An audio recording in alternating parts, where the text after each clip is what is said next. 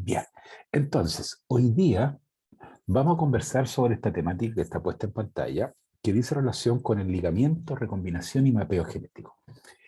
Desde la mirada genética, no cabe duda que este es un tema muy bonito, muy apasionante, porque aquí se manifiestan varios eventos moleculares o eventos celulares que son por algunos conocidos, digamos, algunos de ellos son muy conocidos y otros quizás no tanto, pero lo interesante de esto es que este tipo de eventos celulares nos llevan a, de alguna forma, a que los patrones de herencia tienen, ¿no es cierto?, variabilidad con respecto a lo que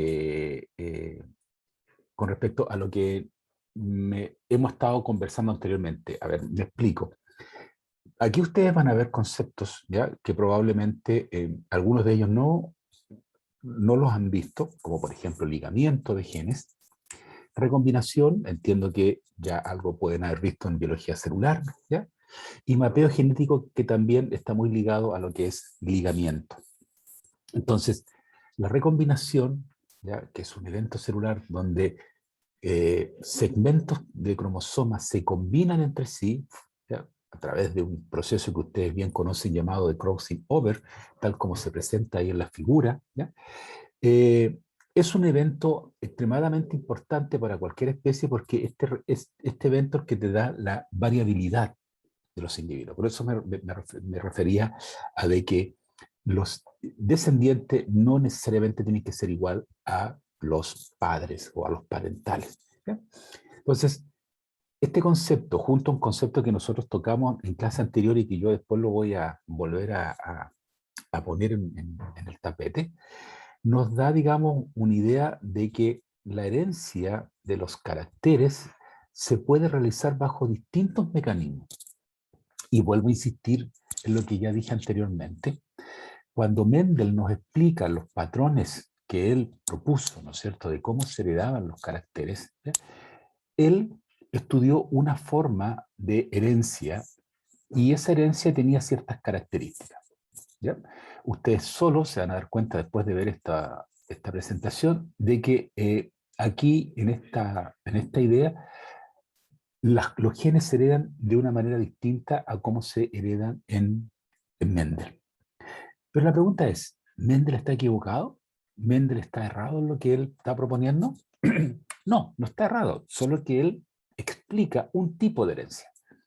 Pero hay otros tipos de herencia que se explican bajo otros mecanismos moleculares, bajo otros mecanismos celulares. Ya hablamos sobre herencia ligada a X. Yo les mencioné lo mismo. En la herencia ligada a X o la herencia a los cromosomas sexuales, la herencia, la herencia de sus cromosomas y los genes que llevan esos cromosomas es distinta a la mendeliana porque hay un individuo que es hemicigoto, que es el macho. Y acá entonces vamos a ver y vamos a conocer otros elementos que se van a dar cuenta de que no es posible aplicar los patrones mendelianos a este tipo de herencia donde hay ligamiento y recombinación. ¿Vale? Entonces, yo voy a iniciar esta conversación con ustedes. Antes de entrar a ligamiento propiamente tal, voy a colocar algunos conceptos que para mí y para ustedes van a ser de mucha utilidad para el entendimiento de estos contenidos. Bien, entonces, ahí, bueno, recordar ustedes que ahí en esa fotografía es una fotografía clásica ya de lo que es el crossing over, ¿no es cierto?, donde están los puntos, ¿no es cierto?, de contacto entre las cromátidas homólogas, y en esos puntos de contacto, ¿no es cierto?, se produce después la separación, y en esa separación entonces cada cromátida se lleva un pedacito de la cromatida homóloga, ¿ya? Y ahí entonces los cromosomas comienzan a combinarse, comienzan a tener elementos que no tenían originalmente antes de la recombinación, ¿ya? Y esto es lo que produce la variabilidad en la especie. Pues bien, vamos a pasar a la próxima y les decía a ustedes que en los contenidos que hemos entregado, hay dos puntos en especial que ya ustedes lo conocen ya de mucho tiempo y que en estas últimas clases también lo hemos colocado de alguna forma. Los genes se encuentran en los cromosomas, ¿cierto? Y estos se encuentran ordenados de forma lineal. O sea, aunque parezca burdo lo que estoy poniendo, no es tan burdo. ¿Eh? A la luz de los hechos, de cuando comienza todo esto de la genética, ¿no es cierto? Cuando comienza a sistematizarse la genética, no sabíamos qué es lo que eran los genes, no sabíamos qué es lo que era ADN, no sabíamos lo que era cromosoma. Y poco a poco entonces hemos ido aprendiendo y conociendo que los genes se encuentran en los cromosomas y estos genes se encuentran ordenados de forma lineal, ¿ya? Es decir, de forma secuencial, de forma que uno va antes de otro y el otro va después del otro y así sucesivamente. Los genes no se ordenan de forma azarosa en el sentido de que un gen un día está en un cromosoma 4 y el otro día está en el cromosoma 5, ¿ya? No. Los genes siempre mantienen la misma posición y eso es lo que se denomina locus. Los genes también tienen la posibilidad, cuando hay procesos como la meiosis, ¿no es cierto?, de tener un contacto íntimo y producir lo que se llama la recombinación genética. Y aquí en esta recombinación genética, tal como ya les comenté, aparecen nuevas combinaciones genéticas que no estaban inicialmente.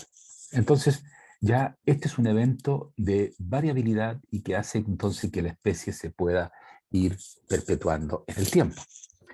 Ahora bien, cuando uno estudia ligamiento de genes, es importante tener claro algunos conceptos que ya ustedes conocen desde el inicio de estas temáticas, pero es bueno irle poniendo nombre a algunas cosas. ¿Ya? Yo hasta ahora no le había colocado el nombre que yo quiero hoy día que ustedes se lleven, para que poder llegar a este punto y ustedes lo conozcan ahora.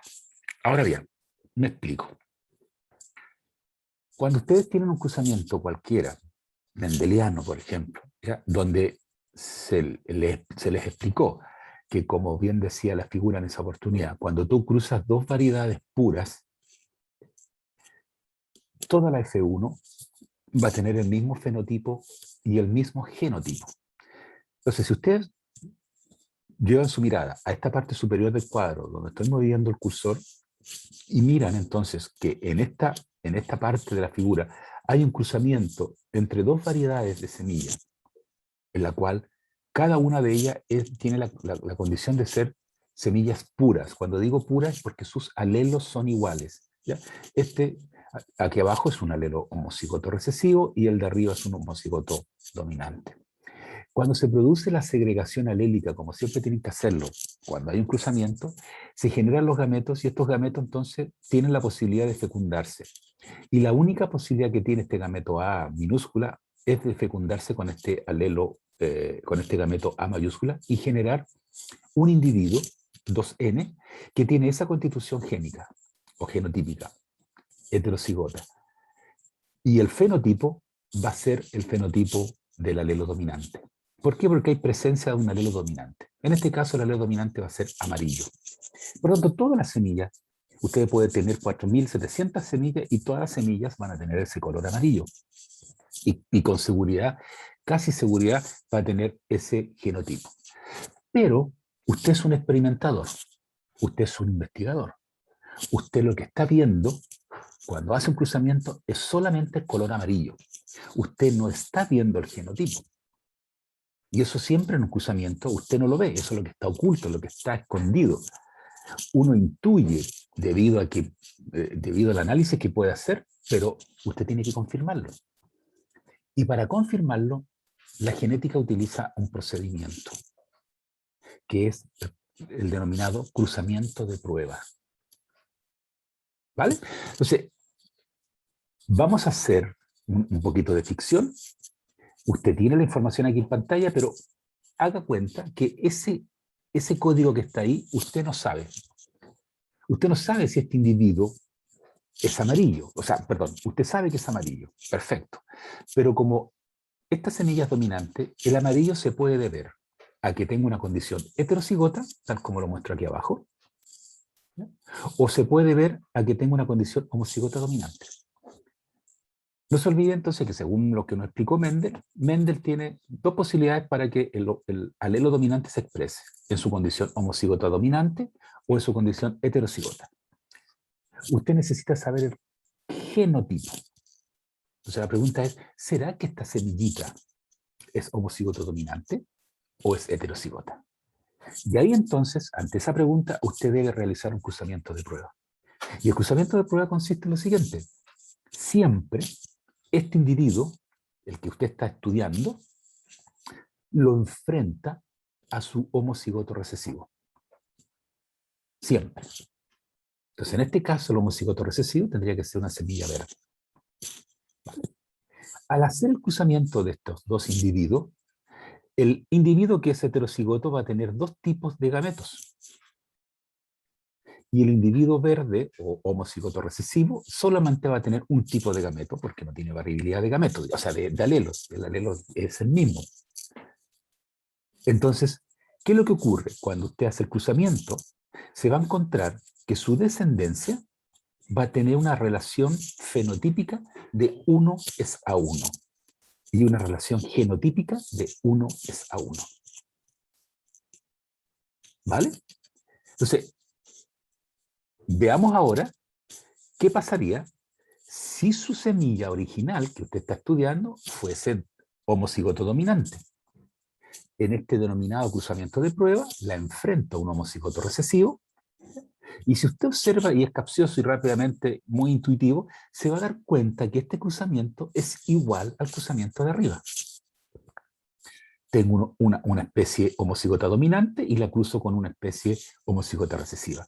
¿Cuál va a ser la descendencia? No hay mucho que buscar ni que estudiar, todos van a ser iguales. Entonces, debido a que yo tengo fenotipos distintos, dependiendo la forma como hice el cruzamiento, ¿no es cierto? Para efectos nuestros, para efectos de convención nuestra, vamos a considerar un cruzamiento de prueba positivo, provechoso, informativo, cuando la descendencia tiene una relación de 1:1. Y es así entonces como yo puedo decir, si mi descendencia es 1:1, este individuo que no conozco su genotipo es un heterocigoto. ¿Vale? Entonces, dicho eso, yo puedo decir que un cruzamiento de prueba siempre se va a realizar utilizando un descendiente con un individuo que contiene únicamente los alelos recesivos. Lo que yo le acabo de decir. ¿Ya? El descendiente sería este, ¿no es cierto? Y lo voy a enfrentar siempre con el homocigoto recesivo. Si mi relación fenotípica y genotípica me dice que es 1:1, yo puedo decir entonces que este individuo descendiente es un heterocigoto. Y para efectos nuestros va a ser un cruzamiento de prueba positivo. Si yo tengo este individuo, perdón, si yo tengo esta descendencia, lo que estoy haciendo simplemente es repetir lo mismo. Por lo tanto, ¿es informativo? Sí, pero la verdad que para los efectos nuestros, que lo que yo quiero mostrar más adelante, no nos va a ser muy informativo.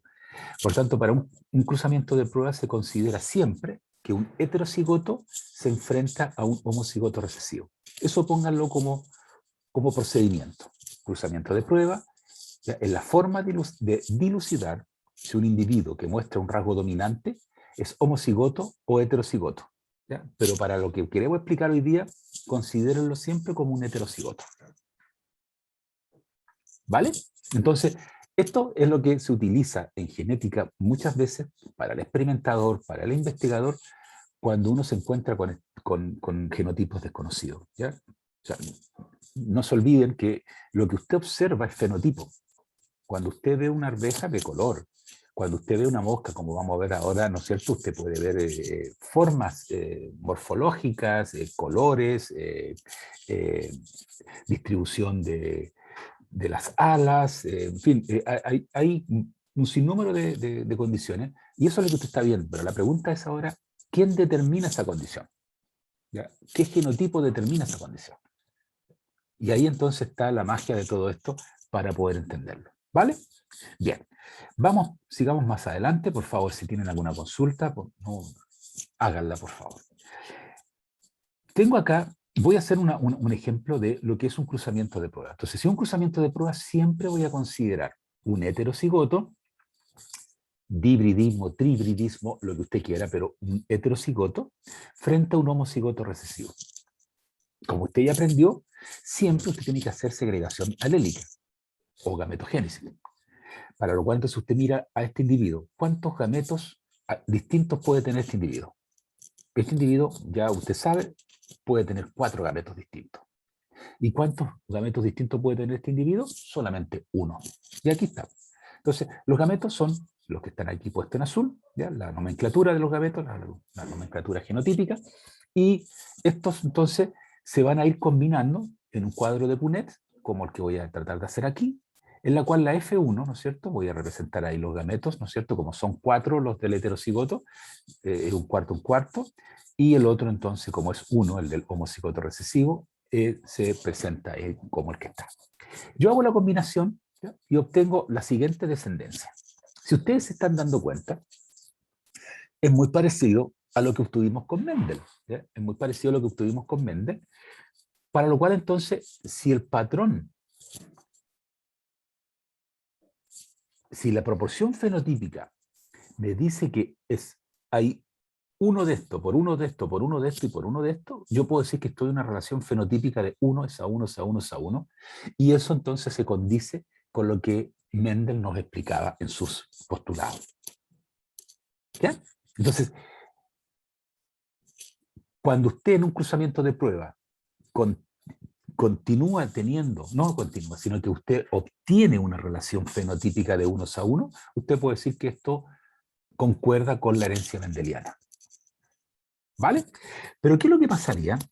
Vamos a cambiar un poquito ahora la temática y voy a primero, antes de ejemplificar, quiero hacer la presentación formal de estos personajes, ¿no? Que se llaman Drosophila melanogaster, ¿ya? Que son mosquitas, ¿no? La mosca al vinagre, son modelos biológicos que para los genetistas son muy buenos modelos biológicos debido a muchas características que tienen estas mosquitas, que se pueden cultivar muy bien en el laboratorio, que tienen características que son muy similares a las características humanas, por ejemplo, en el sexo, por ejemplo, una hembra es XX y un macho es XY, ¿ya? Lo cual ya eso es sumamente importante para hacer estudios de ese tipo.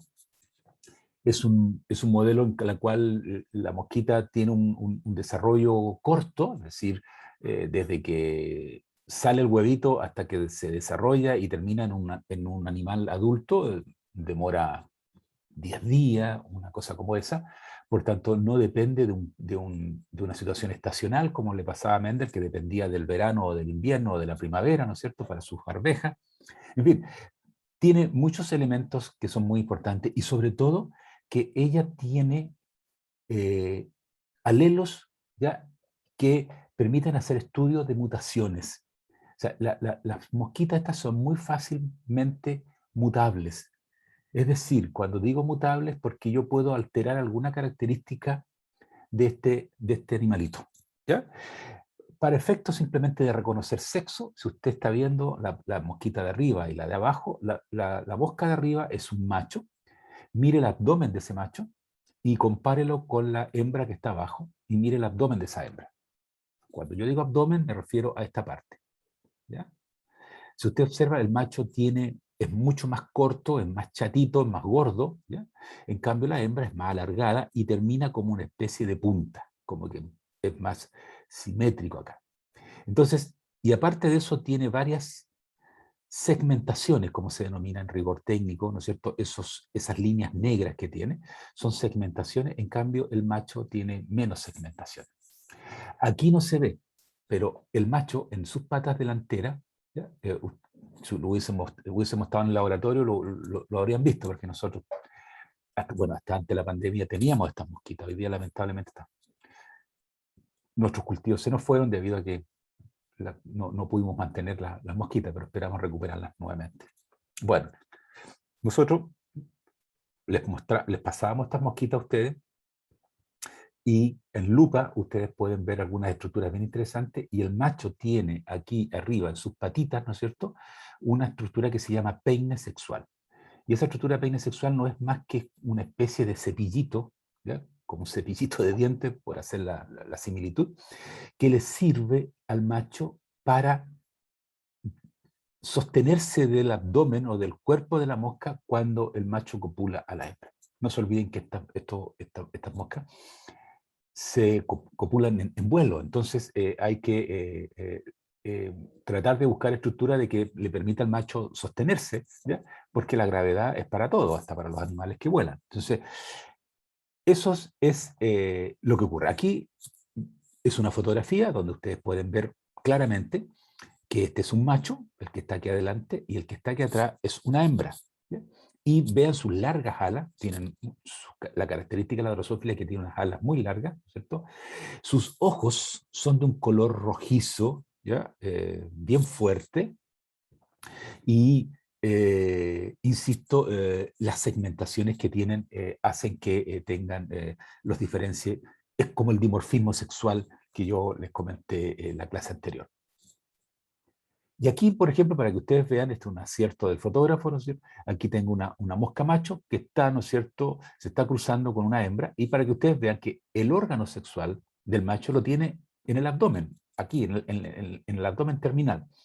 Lo que yo les decía a ustedes, el peine sexual es una estructura que no tiene nada que ver con la cópula, simplemente es una estructura de sostén para asirse de la mosca hembra.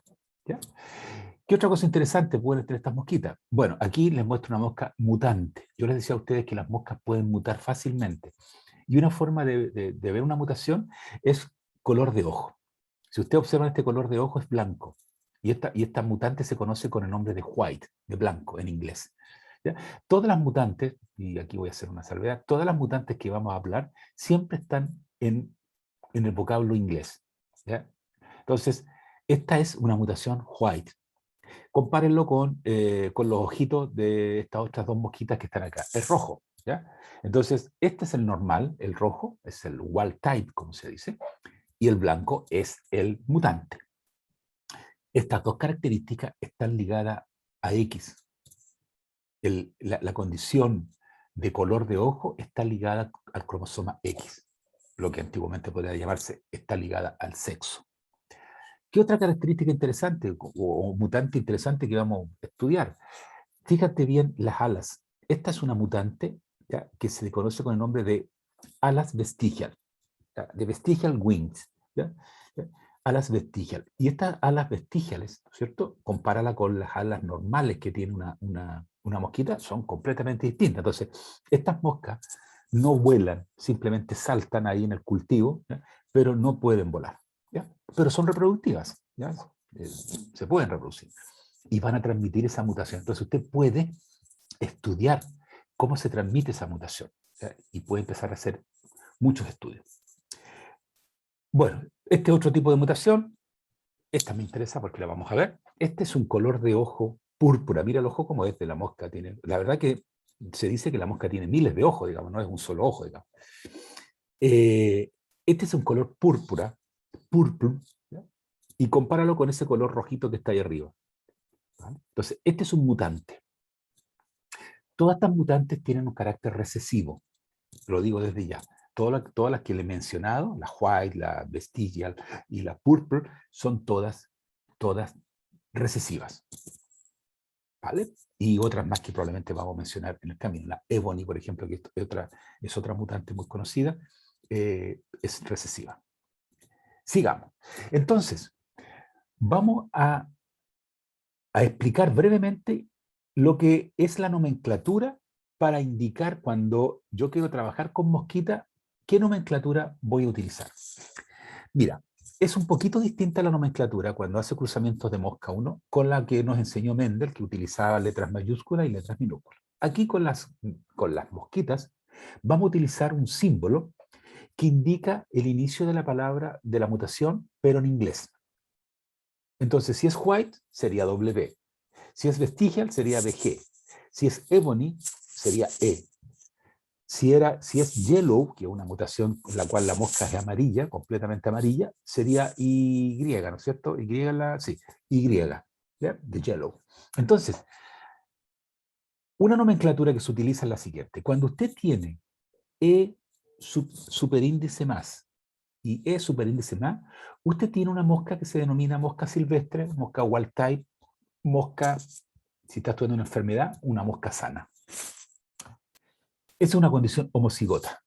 O sea, una condición homocigota dominante. Bueno, porque insisto que las mutantes que vamos a estudiar son todas recesivas. Si tengo una condición heterocigota, igual como nos enseñó Mendel, va a predominar el alelo dominante, que sería el alelo sano, que indica signo positivo.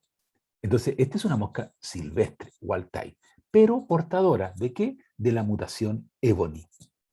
Y cuando tengo una mosca que es EE, así como está, sin símbolo, sin nada, usted considera esta nomenclatura como, ¿cómo se llama? Recesiva, ¿vale? Homocigota recesiva, eso es lo que quiero decir. Y como es homocigota recesiva y las mutantes son recesivas, entonces esta mosca hace la mutación. Y esta mosca se llamaría entonces Ebony Body, ¿ya? Que es cuerpo ébano. El cuerpo ébano es un color, no es negro, pero muy cercano al negro, ¿ya? Su cuerpo es muy, muy oscuro. Bien, eso es un ejemplo para Ebony.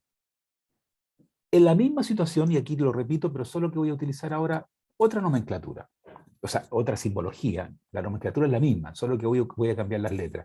Para vestigial voy a utilizar dos letras, B corta, G. Cuando es más, BG más, voy a decir que es silvestre o wild type.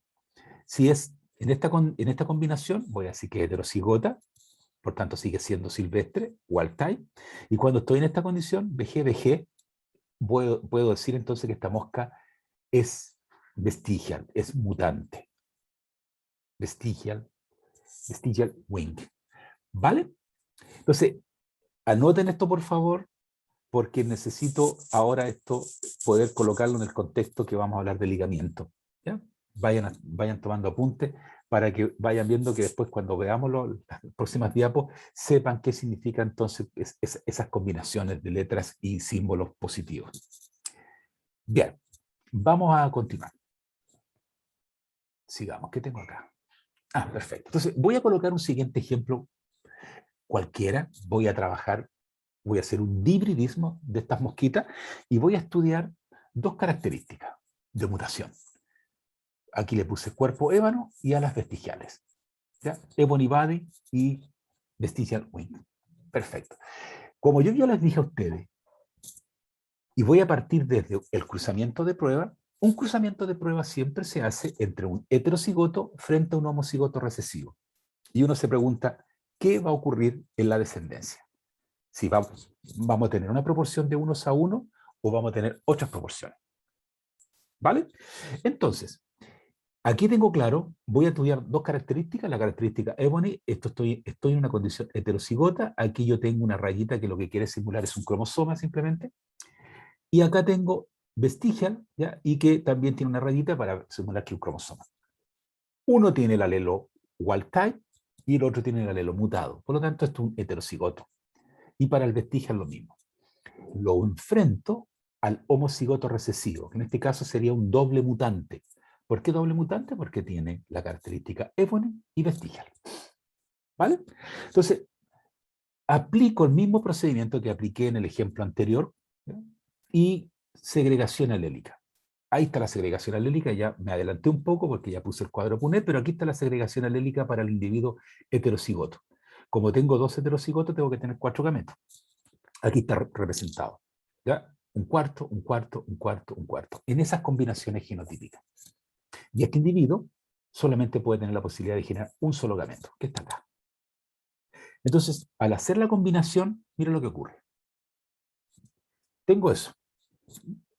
No se enreden, después lo pueden ver con más calma, pero esa combinación lo que me está indicando de que hay poblaciones que van a ser, yo le puse normales, pero esto es lo que se llama wild type o silvestre, como le acababa de decir.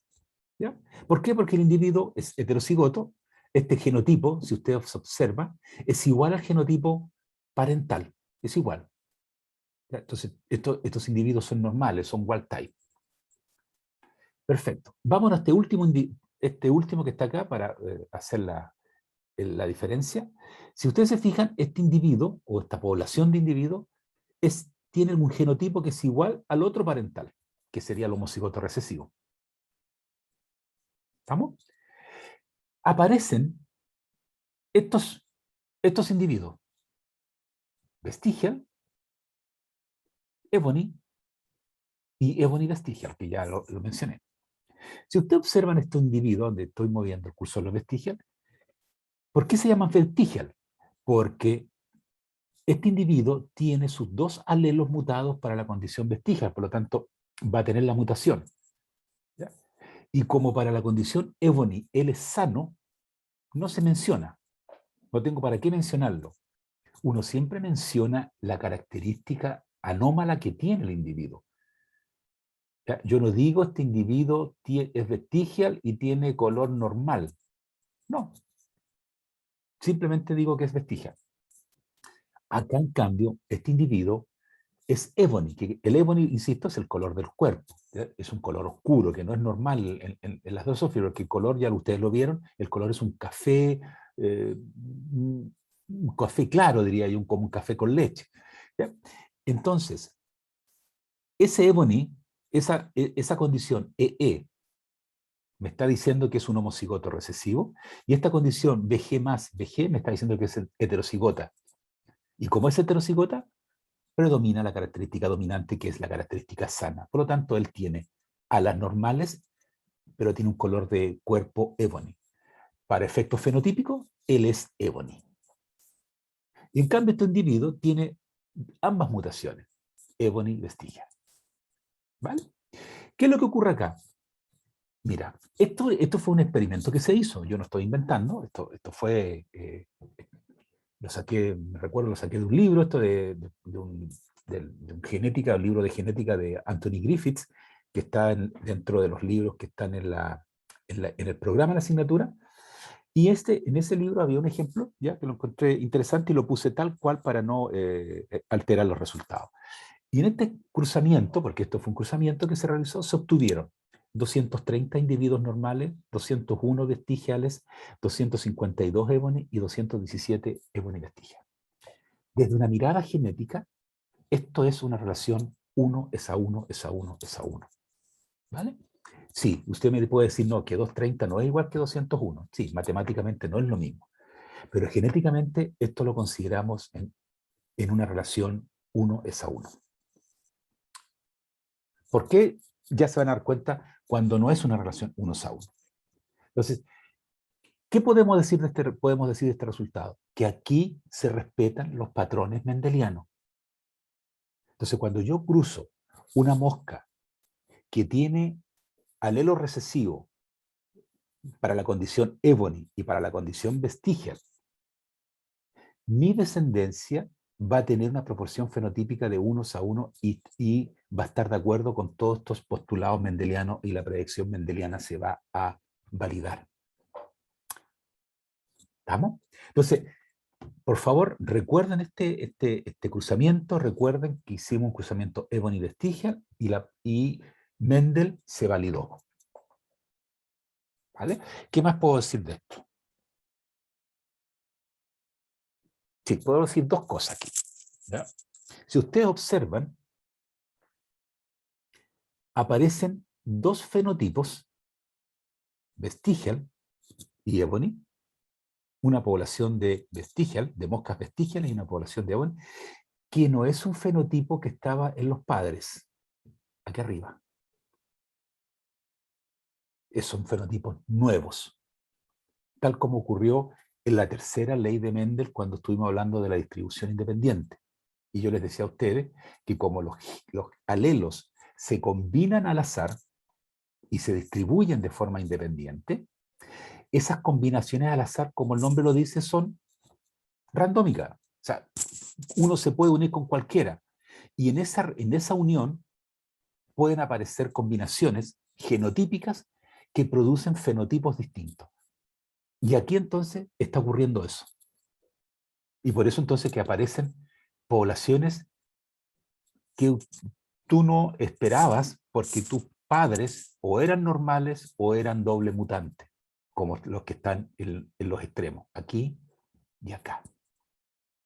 Entonces, aparentemente la herencia entonces tiene sentido de empezar a hablar de variabilidad, parece que tiene sentido hablar de recombinación, aunque esto no es una recombinación como la que yo quiero hoy día explicar, pero es un tipo de recombinación, ¿ya? Entonces, pero sí lo bueno de esto es que se predice o se valida lo que es el patrón mendeliano de que en un cruzamiento de prueba la F1 tiene que estar en una relación unos a uno. Por favor, eso no lo olviden y anótenlo. Voy a hacer el siguiente ejemplo ahora para ir variando ciertas cosas. ¿Ya? Bueno, ya ahí puse yo un título a la diapo como para darle un poco también de prestigio a quien hizo todos estos estudios, ¿no es cierto? Que es Thomas Morgan, ¿ya? Premio Nobel en el año 1933, fue la persona que nos enseñó a todo esto de la herencia ligada a X o de la herencia ligada al sexo, ¿cierto? Y fue uno de los grandes responsables de haber capturado, de haber sacado del baúl del recuerdo todos los postulados mendelianos, ¿ya? Entonces, debemos darle las gracias a Morgan y a su equipo de gente y a investigadores de la época que recuperaron todos estos postulados mendelianos y vieron que Mendel sí tenía mucha razón en lo que él había propuesto en su época, pero que en ese minuto nadie quiso considerar. Bien, entonces, yo voy a hacer lo siguiente para explicarlo desde el inicio hasta el final. Voy a trabajar ahora con otra característica mutante recesiva, que es el color de ojos púrpura. Púrpura. ¿Ya? Yo lo puse acá en español. Y voy a continuar trabajando con las vestigiales, o sea, con la que veníamos trabajando en el ejemplo anterior. Entonces, voy a comenzar desde el inicio, cuando le expliqué el cruzamiento de prueba en la primera diapositiva que les mostré, voy a comenzar desde esa lógica. Cruza dos variedades puras y toda tu descendencia tendría que tener el mismo fenotipo. Eso es lo que nos dijo Mendel. Entonces yo voy a cruzar dos variedades puras. Aquí tengo una variedad que es pura, homocigota recesiva, por lo tanto tiene dos mutantes, es purpur y vestigia. Y tengo un individuo completamente wild type, sano, silvestre, sus dos alelos sanitos, ¿cierto? Y al cruzarlo, cada uno segrega sus gametos, los gametos que segrega ese individuo, ¿ya? Aquí sería PR de G, ¿no es cierto? Y no tiene más posibilidades. Y aquí sería PR más de G más. Y no hay más posibilidades para los gametos. Esos dos gametos se funden, se unen y forman un individuo que tiene esta condición. Esa condición es una condición silvestre, wild type, es la condición dominante. ¿Ya? Por lo tanto, estas moscas son todas moscas sanas, son moscas silvestres, wild type. Pero vamos a suponer que no sabemos el genotipo.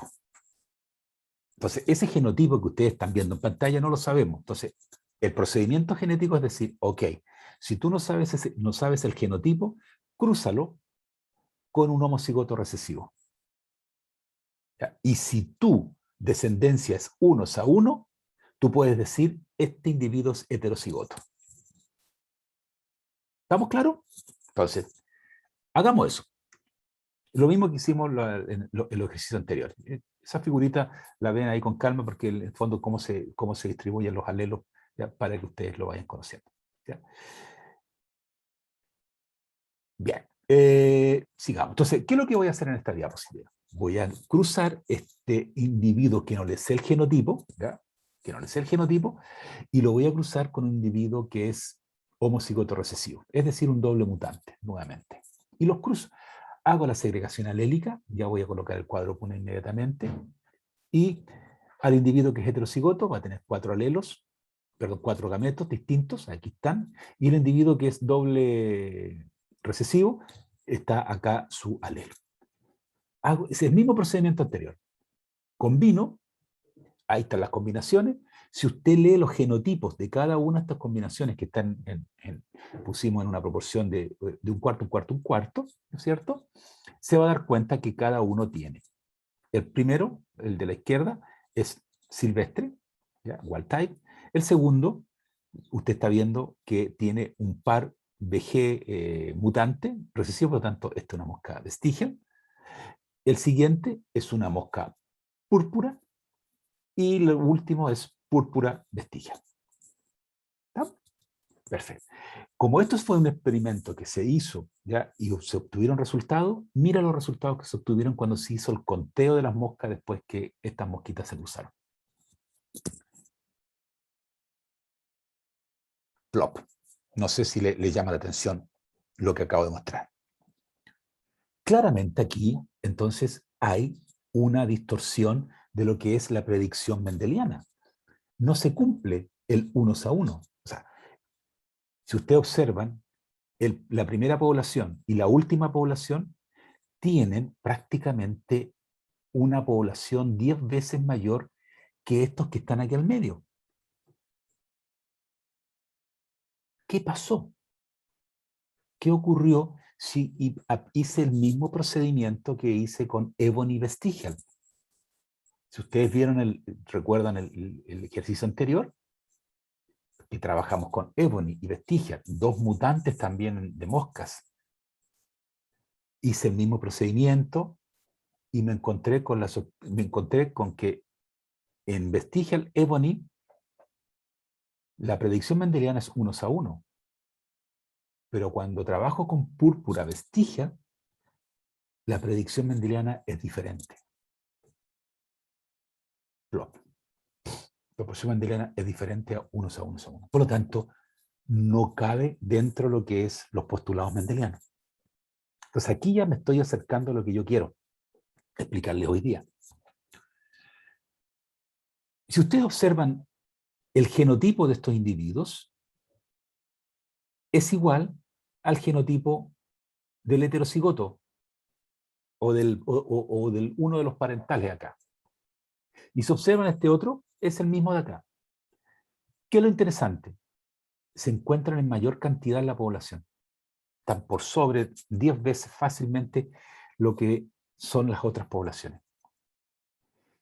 Estas dos poblaciones vamos a llamarle ya recombinantes.